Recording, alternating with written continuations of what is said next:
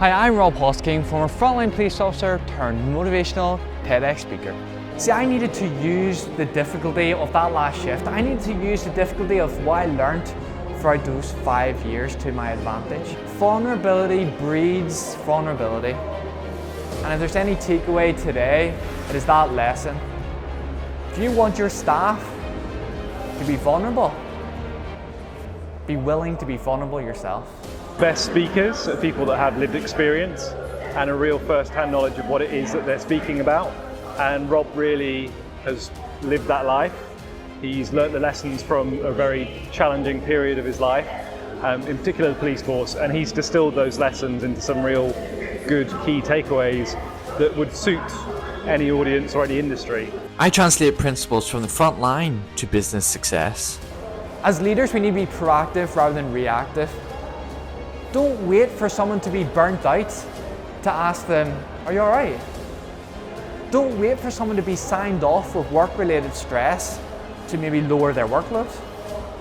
Be proactive. This is where the open communication comes in. Value your staff. Leaders need to be palm trees. And you're probably thinking, yeah, there you go. There's somebody who's like, what? What is he on? You see, when we compare a palm tree to an oak tree may be strong and impressive, but it's rigid. And when a storm comes, that oak tree and the branches of that oak tree start to move a lot more and they end up falling off.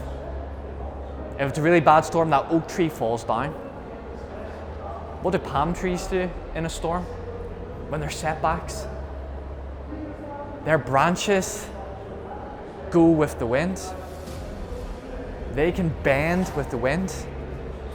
They're flexible and they're adaptable and they don't fall down.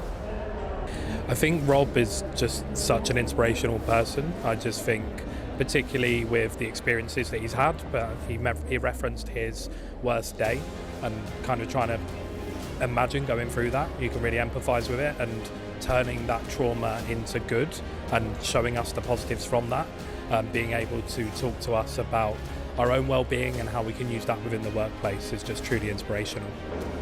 See, without failure, we don't try anything new. Without failure, we don't learn. Without failure, we don't change.